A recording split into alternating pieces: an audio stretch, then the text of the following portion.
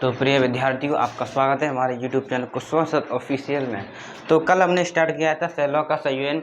आज हम स्टार्ट करेंगे सेलों के संयोजन में से पहले हमने पढ़ लिया था क्या आपका श्रेणी क्रम संयोजन पढ़ लिया था। आज हम पढ़ेंगे समांतर क्रम संयोजन। तो आप हेडिंग लगाएं समांतर क्रम संयोजन।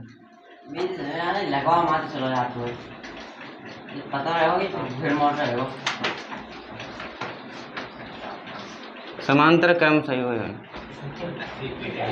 ठीक है। समांतर क्रम संयोजन देखो, पहले समझो। मान लीजिए आपके पास दो बैटरी हैं,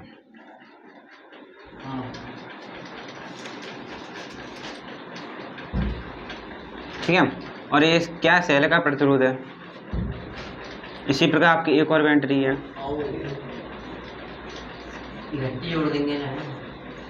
इसका भी ये क्या आंतरिक प्रतिरोध है, ठीक है। मान लीजिए इसका आंतरिक प्रतिरोध R1 है, इसका आंतरिक प्रतिरोध R2 है, और इसका विद्युत वाहक बल E1 है, इसका E2 है, सही है। अब हमने क्या किया, देखो ये एक सेल है, इसका संपर्क हमने किसी अन्य बाह्य चालक से किया।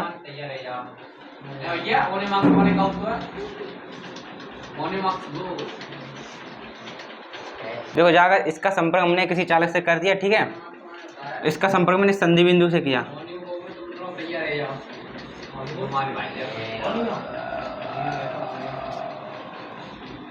ठीक है। इसको क्या बोलेंगे, इसको बोलेंगे जॉइनिंग पॉइंट यानी संधि बिंदु, ठीक है। तो देखो ये एक एरी सेल आपकी, एक एरी सेल, तो मैं क्या बोलूंगा, वह संयोजन जिसमें प्रथम सेल का पहला सिरा किसी संधि बिंदु से और दूसरा सिरा किसी अन्य संधि बिंदु से संयोजित होता है, इसे हम क्या कहेंगे, समांतर क्रम संयोजन कहेंगे। दोबारा देखें, यह आपकी सेल है, ये वाली मान लीजिए, ये वाली मान लीजिए। इसका पहला सिरा किससे जुड़ा है, एक संधि बिंदु से, दूसरा सिरा किससे जुड़ा है, दूसरे संधि बिंदु से। तो इस प्रकार के संयोजन को हम क्या कहेंगे, समांतर क्रम संयोजन कहेंगे, ठीक है। और मैंने आपको बताया है किसी सेल को डब्बे में बना के पैक करते हैं, ठीक है, तो आप इसको डब्बे में पैक कर दें,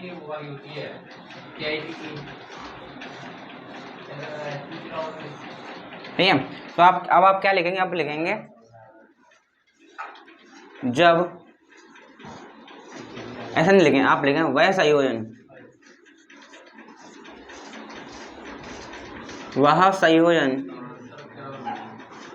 जिसमें प्रथम सेल का प्रथम सिरा किसी संधि बिंदु से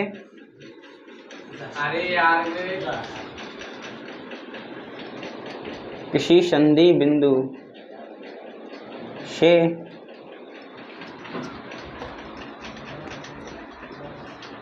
प्रथम सेल, वह संयोजन जिसमें प्रथम सेल का प्रथम सिरा किसी संधि बिंदु से एवं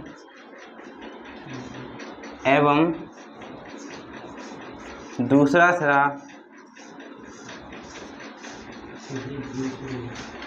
किसी अन्य संधि बिंदु से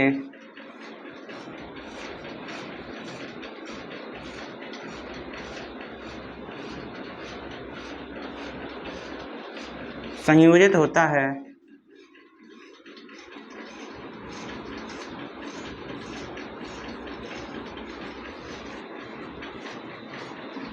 समांतर क्रम संयोजन कहलाता है।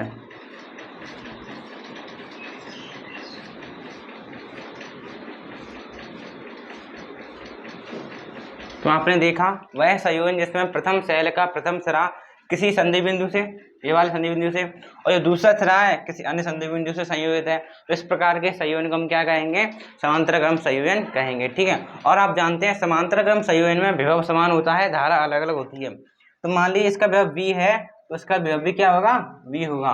मान लीजिए इसमें करंट कितनी चल रही है, I1 है, तो इस वाले में कितनी होगी, I2 होगी, ठीक है। और किसी भी डेरिवेशन करने के लिए आपको जो अलग अलग चीज़ें उसी को कुल जोड़ लीजिए, आपका कुल डेरिवेशन आपके हाथ में पकड़ कर आ जाएगा, ठीक है। तो आप इसको नोट कर लें आसानी से।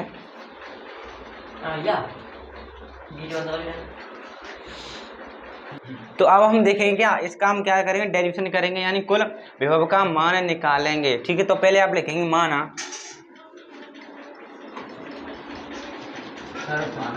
माना सेल का आंतरिक प्रतिरोध क्रमशः R1 व R2 है तथा विद्युत वाहक बल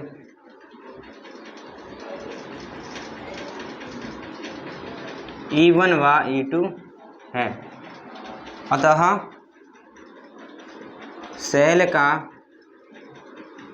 सेल की कुल धारा क्या हो जाएगी? आपकी कुल धारा I बराबर I1 प्लस के I2, यही तो होगी। I1 और I2 जोड़ेंगे मतलब कुल धारा मिल जाएगी मेरे को। I बराबर क्या? अतः हम कह सकते हैं जी विद्युत वाहक बल माना सेल का आंतरिक प्रतिरोध क्रमशः R1 व R2 तथा विद्युत वाहक बल E1 व E2 है। अतः सेल की कुल धारा कितनी है? I बराबर I1 प्लस की I2। ठीक है, अब देखो मैंने आपको एक सूत्र लिखाया था, ध्यान है क्या था? मैंने लिखाया था आपको V बराबर E into I into R, ये लिखाया था मैंने आपको, लिखाया था। यहाँ से I का मान निकाला है तो क्या हो जाएगा? देखो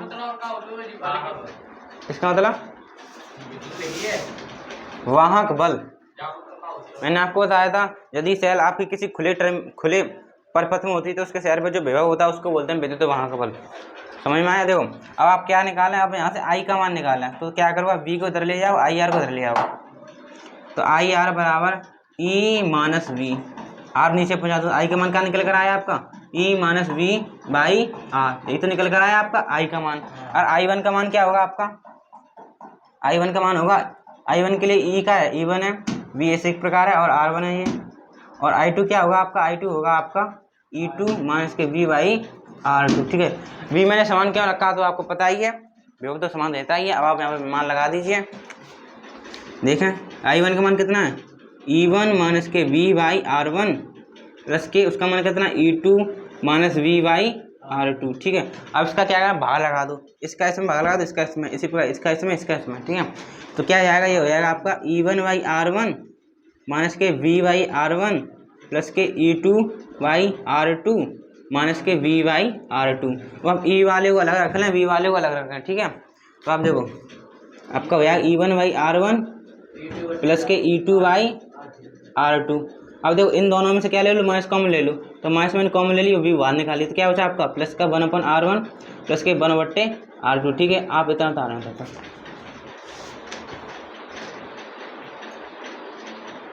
तो अब आप देखेंगे, अब हम इसको और सॉल्व करते हैं। I बराबर क्या करें, इन दोनों का आप एलसीएम ले लो, तो क्या आएगा इन दोनों का एलसीएम? R1 इंटू R2, इसका इसमें गुणा, इसका इसमें गुणा, तो क्या हो जाएगा? E1 R2 प्लस के E2 R1, ये हो गया। अब इसमें भी कर लेते हैं, ये हो जाएगा आपका V बाहर है, क्या हो जाएगा? इसका इसमें, इसका इसमें, R1 R2 क्या हो गया आपका? ये R1 प्लस के R2, इस प्रकार लेंगे आप R2 प्लस के R1, कुछ भी ले सकते हैं। ठीक है, अब आप क्या करें, इसको इधर ले जाएं, I को उधर ले जाएं। ठीक है, वो इधर आके प्लस का हो जाएगा ये। ठीक है, तो क्या होगा आपका? V R2 प्लस के R1 बट्टे R1 इंटू R2, और यह आपका इधर आ गया क्या?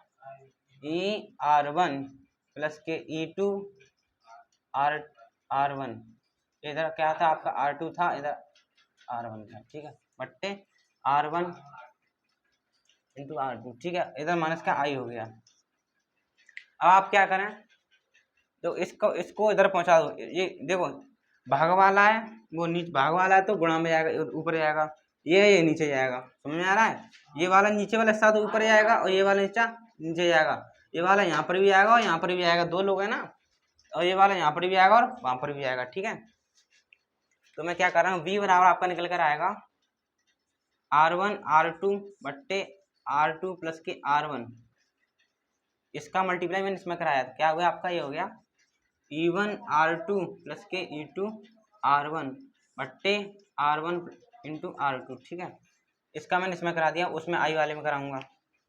ठीक है, तो मैं इसको मिटा देता हूँ, अब माइनस लगाओगे आप, इसमें I का मल्टीप्लाई करेंगे तो क्या आएगा? R1 इंटू R2, नीचे आएगा ये R2 प्लस के R1 ब्रैकेट में क्या आई है आपका। ठीक है, अब आप देखें, देखो इससे कट जाएगा, देखो ऊपर नीचे कटक कटक।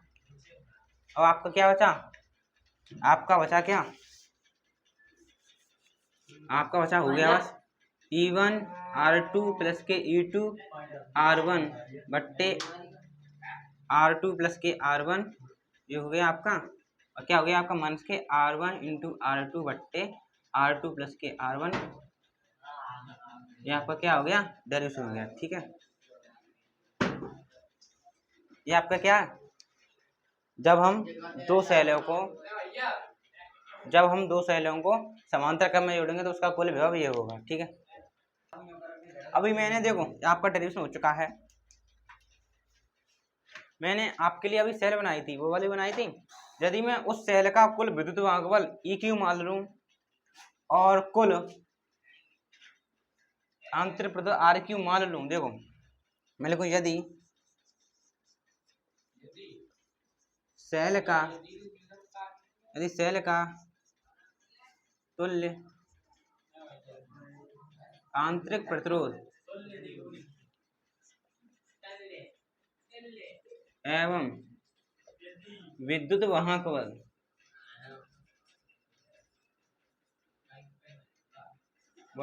बल क्रमशः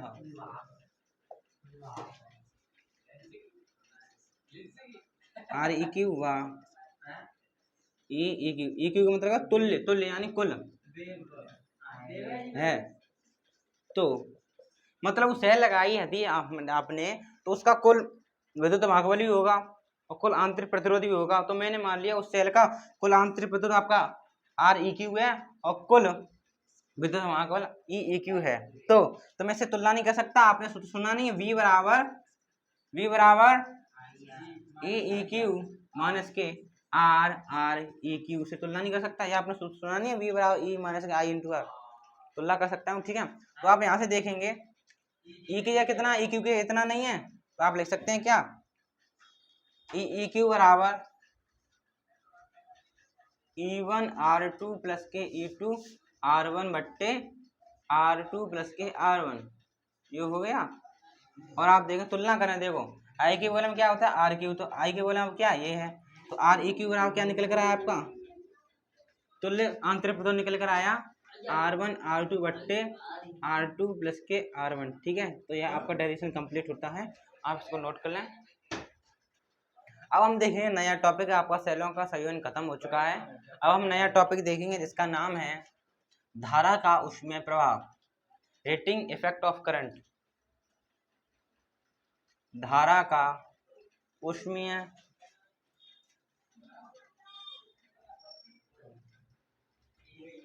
प्रभाव।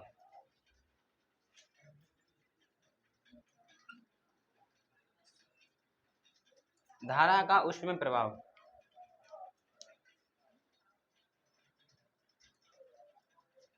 धारा का ऊष्मीय प्रभाव, हीटिंग इफेक्ट ऑफ करंट। धारा का ऊष्मीय प्रभाव आपने देखा होगा, जब किसी तार में करंट चलती है तो तार गर्म पड़ जाता है, पड़ जाता है, इसे ही धारा का ऊष्मीय प्रभाव कहते हैं। जब किसी चालक में धारा प्रवाहित होती है तो चालक तार का गर्म पड़ जाना ही क्या कहलाता है, धारा का ऊष्मीय प्रभाव कहलाता है। ठीक है, यही बात लिखेंगे हम।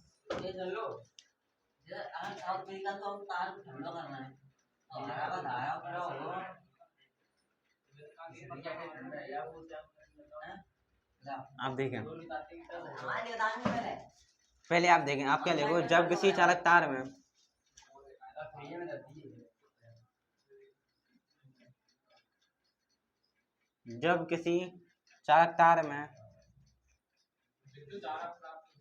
धारा का प्रवाह होता है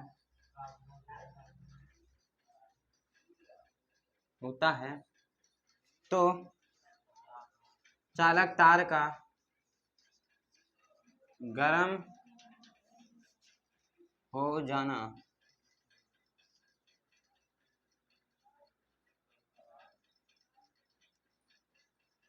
धारा का ऊष्मीय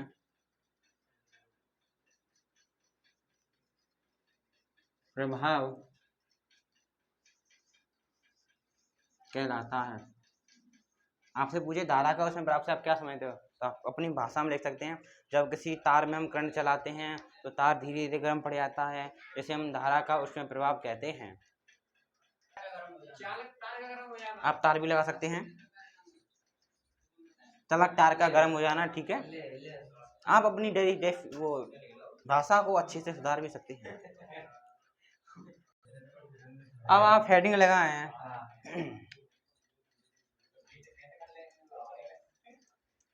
जूल का नियम एवं विद्युत ऊर्जा।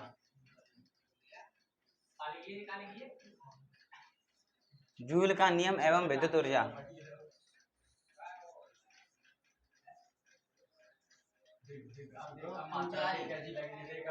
जूल का नियम एवं विद्युत ऊर्जा।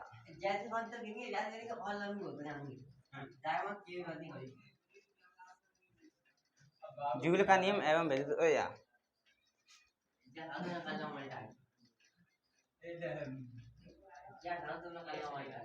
जूल का नियम एवं विद्युत ऊर्जा।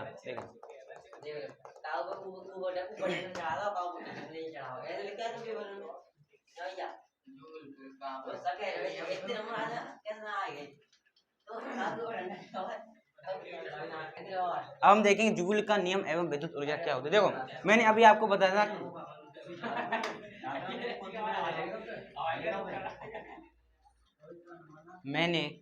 आपको बताया था जब किसी चालक तार में धारा का प्रवाह होता है तो चालक तार गर्म पड़ जाता है। चालक तार गर्म पड़ जाता है, चालक तार गर्म पड़ जाता है, अर्थात वह उसमें ऊष्मा उत्पन्न हो जाती है।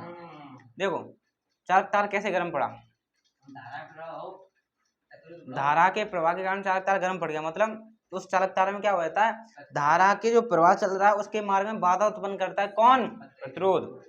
तो धारा है, धारा ने लड़ाई की है किससे, प्रतिरोध से। धारा ने प्रतिरोध के बदले लड़ाई की, जिससे क्या हुआ, तार आपका गर्म हो गया, तभी तो आपकी हीट उत्पन्न हुई है, तार आपका गर्म पड़ा। इसका मतलब क्या है, जब किसी चालक तार में धारा का प्रवाह होता है तो चालक तार गर्म पड़ जाता है, यानी चालक तार में ऊष्मा उत्पन्न हो जाती है। इसका तात्पर्य यह है जो आपकी ऊष्मा उत्पन्न हुई है, कब उत्पन्न हुई है, जब आपकी धारा ने प्रतिरोध से क्या की है, लड़ाइयां लड़ी हैं। क्या लड़ी हैं, लड़ाइयां लड़ी हैं। तो जब आपका प्रतिरोध के विरुद्ध, आपने देखा नहीं है पतले तार होते हैं गर्म पड़ जाते हैं, क्यों पड़ जाते हैं, क्योंकि जो धारा है चल रही है, जो तार गर्म कब पड़ता है, किसी चालक तार में आपकी करंट चल रही है तो उसके मार्ग में बाधा उत्पन्न करेगा कौन, प्रतिरोध। तो प्रतिरोध की वजह से ही आपका तार क्या पड़ रहा है, गर्म पड़ रहा है, क्योंकि प्रतिरोध से लड़ाई कौन लड़ रहा है, आपकी धारा लड़ रही है, तभी आपका क्या हो रहा है, तार गर्म पड़ रहा है। ठीक है, तो आप क्या लिखेंगे, जब किसी चालक तार में धारा का प्रवाह होता है तो चालक तार गर्म पड़ जाता है, अर्थात उत्पन्न ऊष्मा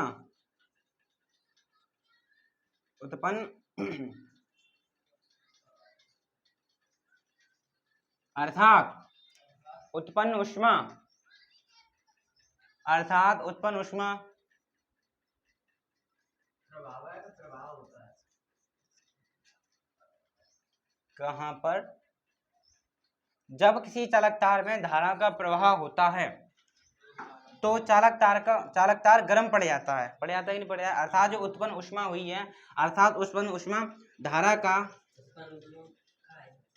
प्रतिरोध के विरुद्ध किया गया कार्य है। क्या है, किया गया कार्य है।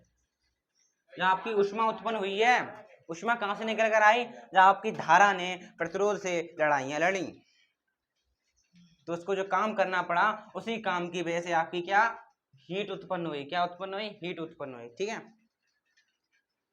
और देखो आपने कार्य निकालने का सूत्र सुना ही होगा, क्या सुना है आपने, V बराबर डब्ल्यू बट्टे क्यू, सुना कि नहीं सुना है? सुना है। डब्ल्यू का मान निकालें, डब्ल्यू बराबर क्या हो जाएगा, वी इंटू क्यू हो जाएगा। और क्यू बराबर आपने सूत्र सुना होगा, क्यू बराबर आई, नहीं है, क्यू बराबर आई टी, ना कहीं सुना है? तो अब क्यू की ये लगा दें यहाँ पे, आप लगाओ लगाओ लगाओ।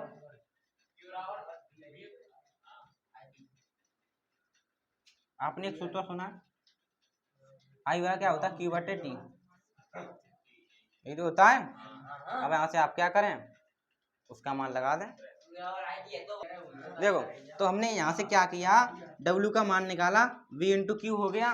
और आप जानते हो Q बराबर आपका क्या होता है, Q बराबर होता है आपका क्या, I इंटू टी होता है, ठीक है, I इंटू टी होता है। और आप तो V बराबर क्या होता है आपका, I इंटू आर होता है, ठीक है। दोनों मान लगा दें आप, तो V की जगह I इंटू आर और Q की जगह I इंटू टी, ठीक है।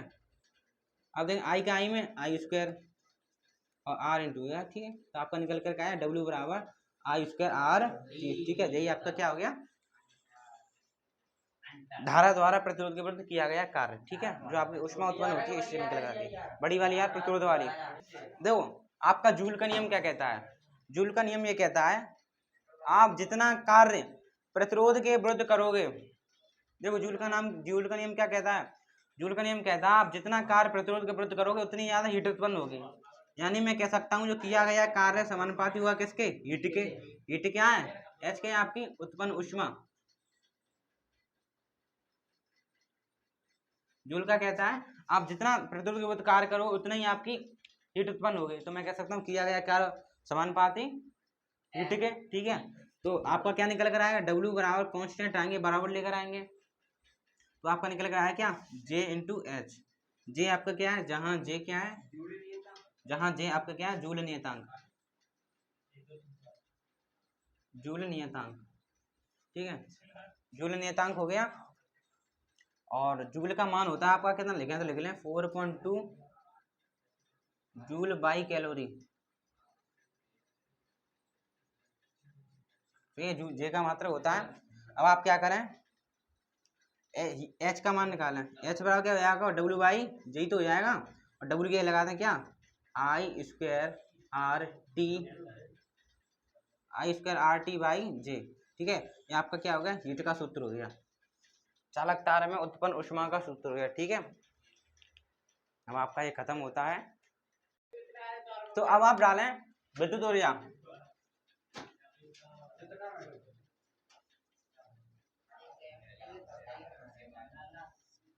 विद्युत ऊर्जा, ठीक है।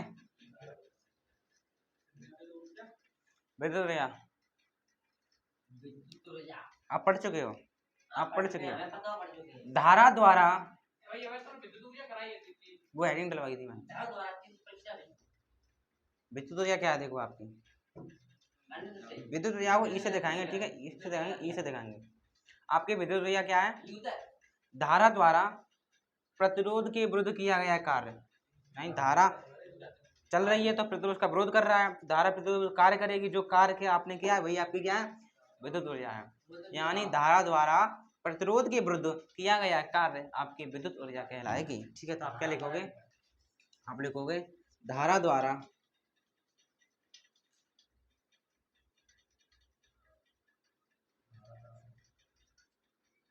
प्रतिरोध के विरुद्ध किया गया कार्य विद्युत ऊर्जा कहलाता है, ऊर्जा कहलाता है, ठीक है। और वह कार्य मैंने आपको निकाला था कि धारा प्रतिरोध के विरुद्ध जो काम करती है वो कार्य मैंने अभी निकाला नहीं था, क्या था आपका, डब्ल्यू बराबर आई स्क्वायर आर टी, ठीक है। और डब्ल्यू के आप क्या ले सकते हैं, ई ले सकते हैं, यानी ई बराबर आई स्क्वायर आर टी, ठीक है। आपका खत्म हो गई।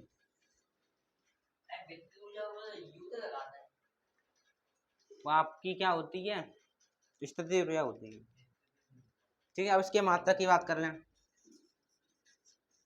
विद्युत ऊर्जा का मात्रा क्या होता है, जूल, क्या होता है, जूल। और एक अन्य मात्रा क्या है, किलोवाट घंटा, किलोवाट घंटा। और आप जानते हैं 1 किलोवाट घंटे में कितनी जूल एनर्जी होती है? 1 किलोवाट घंटे में कितनी जूल एनर्जी होती है? गलत जवाब, 3.6 10 की पावर 6 जूल। ये याद करना, 1 नंबर में आएगा। 1 किलोवाट हावर बराबर होता है 3.6 10 की पावर 6 जूल। ठीक है, आप इसको नोट कर लें। तो प्रिय विद्यार्थी, आज के लिए इतना ही, क्योंकि हमारे यहाँ पर एसी जा चुकी है। धन्यवाद।